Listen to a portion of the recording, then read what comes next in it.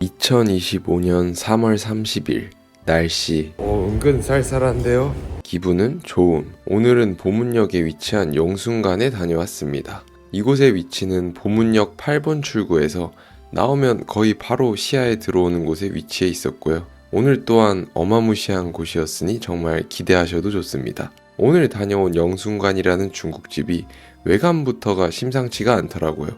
그래서 제가 사장님한테 이곳이 얼마나 된 가게인지 여쭈어 봤습니다. 그랬더니 이 가게는 6.25 때부터 있던 가게라고 하시더라고요. 듣자마자 일단 참 경이롭기도 하고 감동적이라 웃음이 나왔습니다. 원래는 중국인이 운영을 하던 가게였는데 66년도에 사장님께서 그대로 인수를 하셨다고 하더라고요. 업력이 어마무시한 가게는 분명했고요. 그리고 오늘 다녀온 영순관의 특징이라고 한다면 식사류뿐만 아니라 요리류들도 다 1인분씩 팔고 있다는 것입니다. 그래서 이러한 이유가 궁금해서 제가 식사가 다 끝나갈 때쯤 조심스럽게 사장님한테 이유를 여쭈어 봤고요. 그랬더니 사장님이 바로 이유를 또 친절히 말씀해 주셨습니다. 지금 현재는 이제 나이가 많이 드셔가지고 아드님한테 이 가게의 대를 잇게 하고자 조리법을 빨리 전수해 주려고 하는데 보통은 요리류가 식사류에 비해서 주물량이 많지 않잖아요. 그러다 보니까 어떻게 하면 조금이라도 아들이 이 요리를 빨리 배울 수 있을까 고민을 하다가 1인분씩을 한번 팔아보자 라고 해가지고 팔게 됐다고 합니다. 네, 역시 무엇이든 그런 데는 다 이유가 있다는 걸 다시 한번 느꼈고요.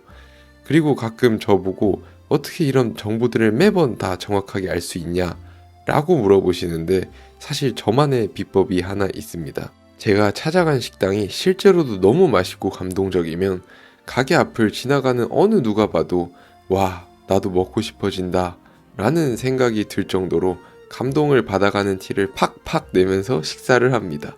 그러면 가게 사장님이 주방에 계시든 아니면 홀에 계시든 한 번쯤은 우리 음식이 그렇게나 맛있나? 하면서 이놈 뭐지? 하고 은근슬쩍 저에게 다가옵니다. 그러면 자연스레 프리토킹을 할 수 있는 기회가 저에게 한 번쯤은 무조건 찾아오더라고요. 그러면 저는 이때를 놓치지 않고 먹으면서 궁금했던 거를 쫙 물어봅니다. 그렇게 대화를 하다 보면 어느 순간은 제가 물어보지도 않은 것들도 사장님이 다 술술 말씀을 해주고 계시고요. 네, 아무튼 이게 다입니다.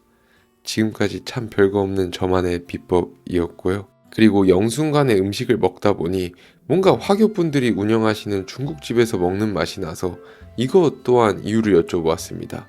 그랬더니 사장님이 말씀해 주시는 게 자기는 애초에 처음 요리를 배울 때부터 화교분한테 배우셨다고 합니다. 네, 이 정도까지가 제가 받아온 이 가게에 대한 정보였고요. 아무튼 이렇게 평생을 한 우물을 파신 사장님이 참 존경스럽기도 했습니다. 그러면서 또 든 생각은 감히 제가 이런 저렴한 가격에 그 40년의 세월을 맛을 볼 수 있다는 게 참 죄송하면서도 감사했고요. 너무나도 아는 사실이지만 무엇이든 그냥 이루어지는 건 없구나 라고 또 다시 한번 느꼈습니다. 저 또한 맛집 유튜버로서 평생을 구독자분들과 함께 해볼 계획이고요. 아무튼 저는 일주일 전부터 새로운 직장으로 출근을 하고 있습니다. 제가 다니게 된 곳이 어느 한 유명한 외식업 브랜드인데 그곳에서 제가 바라던 직무로 일을 하게 되었고요. 근데 생각보다 업무 시간도 엄청 길고 업무량이 상당합니다. 하루에 11시간에서 12시간 정도를 일을 하는 것 같고요.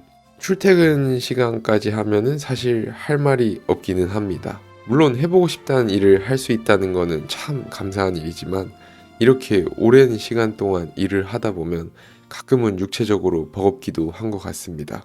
하지만 이러면서도 아직까지는 새벽에 운동을 갔다가 출근을 하는 거는 놓치지 않고 있습니다. 솔직히 일을 하고 다음날 눈을 뜰 때 가끔은 쉽지 않긴 하더라고요. 아무튼 근데 오늘은 제 얘기를 이 이상 하면은 영상이 너무 길어질 것 같아서 여기까지만 제 근황을 말씀드리고 가게 소개를 해드려야 될 것 같습니다. 아무튼 오늘도 얘기하다 보니 오늘의 목적지인 영순관에 도착을 하였습니다. 가게 내부는 4인 기준 6테이블 정도로 크지 않았고요.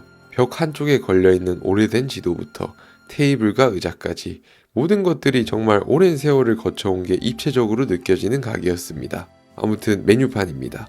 아까 처음에 말씀드렸다시피 여기는 1인분씩 요리를 판다는 장점이 있고 특징이 있습니다. 그래서 저는 궁금한 마음에 탕수육 1인분과 깐풍육 1인분, 그리고 쟁반짜장과 잡채밥까지 주문을 하였고요. 그리고 이미 착한 가격이지만 현금 계산 시 식사료는 500원 할인의 감동까지 있었습니다. 아무튼 기다리다 보니 주문한 탕수육 1인분이 먼저 나왔습니다. 10,000원이지만 1인분답지 않게 양은 전혀 서운하지가 않았고요. 튀김옷의 색깔 또한 참 뽀얗고 참 이뻤습니다. 요즘 같은 시대의 탕수육 느낌은 아니고 정말 옛날 중국집 스타일인 게 한눈에 보였고요. 눈이 마주치자마자 군침이 막 돌기 시작했습니다. 그리고 탕수육 소스 또한 참 이쁘게 생겼더라고요. 다음은 깐풍육 1인분. 이것 또한 1인분답지 않게 양은 전혀 서운하지가 않았습니다. 보통 어느 중국집의 깐풍기나 깐풍육보다는 소스가 조금 더 수분감이 있어 보이는 듯 했고요. 그리고 나온 잡채밥. 일단 동일하게 양은 어마무시했습니다. 현금가 7,500원이라는 것 또한 믿기지가 않았고요. 볶음밥 위에는 계란 후라이가 올라가져 있었고 잡채에는 각종 채소와 야채들이 푸짐하게 들어가 있었습니다. 여기 잡채의 양을 보고 서운하다고 하면 사장님한테 잡채 싸다고를 맞아도 무방할 정도였고요. 그리고 잡채밥은 짬뽕 국물까지 같이 나왔습니다. 그리고 나온 8,500원 쟁반짜장.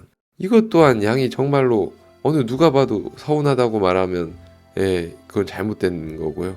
그릇이 일단 정말 컸습니다. 잡채밥과 동일하게 짜장면에도 부추가 들어가 있었고 칵테일 새우부터 오징어 등 다양한 종류의 야채가 푸짐하게 들어가 있었습니다. 아무튼 탕수육부터 한 입 먹어보았습니다. 고기의 잡내는 아예 없었고 튀김옷이나 고기 자체의 밑간은 거의 없다고 보면 됐습니다.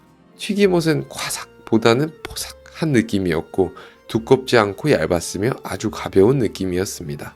보통 여느 중국집의 튀김옷과는 다른 스타일의 반죽이었고요. 전분가루만으로 반죽을 한 것 같아 보이지는 않았고 튀김가루와 다른 가루들도 좀 섞어서 쓰시는 것 같습니다. 소스 또한 신맛이 강하지 않고 너무 달지도 않아서 물리지 않고 계속해서 들어가는 맛이었고요. 참 맛있었습니다. 그리고 깐풍육도 한 입 먹어보았습니다.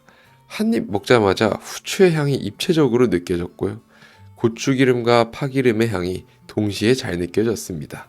그러면서 느낀 건 이게 분명 익숙한 맛인데 어떤 걸 베이스로 만든 소스인지 기억이 날 것 같은데 도무지 안 나서 먹는 동안 참 심각한 상태로 먹었고요. 그러다가 다 먹어갈 때쯤 결국 알아냈습니다. 이거는 분명 케찹을 베이스로 만든 소스 같았고요. 그리고 또한 특이하게 참기름도 살짝 넣어서 그 고소한 풍미가 먹는 내내 은은히 계속해서 느껴졌습니다. 깐풍육 또한 겉보기와는 다르게 간이 강하지도 않아서 물리지 않고 계속 들어갔고요. 다음은 쟁반짜장도 한 입 먹어보았습니다. 화유의 불맛이 아주 진하게 느껴졌고 살짝 매콤하기도 했습니다. 그러다 보니까 느끼한 게 좀 덜하다는 생각이 들었고요. 이것 또한 짜거나 달거나 그런 간 자체는 그리 세지 않았습니다. 한 젓가락씩 집을 때마다 오징어와 야채들이 한 움큼씩 같이 딸려와서 기분은 좋아질 수밖에 없었고요. 간이 강하지도 않아서 깐풍육과의 조화도 참 좋았습니다. 마지막으로 잡채밥도 한 입 먹어보았고요. 잡채밥에서도 일단 참기름의 향이 잘 느껴졌습니다. 여기에도 화유를 넣으셔서 그런지 불맛 또한 잘 느껴졌고요. 그리고 돼지고기에 지방을 같이 볶아서 고소한 풍미를 한층 더 진하게 내려고 하신 것 같았습니다. 흰밥 대신 나온 볶음밥은 양도 양이지만 상당히 고슬고슬 잘 볶아져 있었고 불맛 또한 잘 느껴졌습니다. 잡채밥의 간도 어느 음식과 마찬가지로 참 입은 그 자체였고요. 8,000원에 이렇게 먹어도 되는 건지 식사 내내 의문이 들었습니다. 그리고 같이 나온 짬뽕 국물이 사실 이 집의 킥이었고요. 한 입 먹었는데 정말 깊게 우린 시원한 해물탕을 먹는 느낌을 받았습니다. 사실 한 입 먹자마자 짬뽕도 시킬 걸 후회를 했고요. 하지만 이때는 배불러서 더 이상 시킬 수가 없었습니다. 정말 맛있었고요.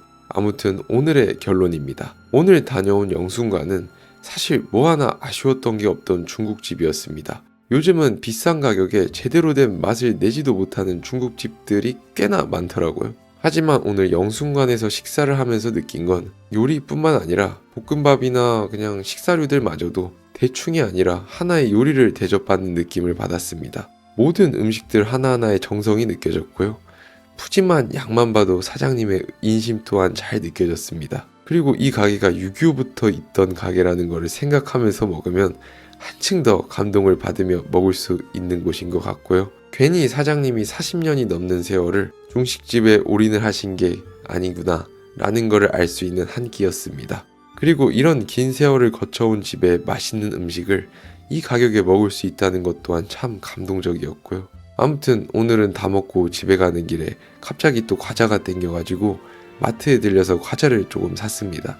저는 초코 과자를 참 좋아하는데요.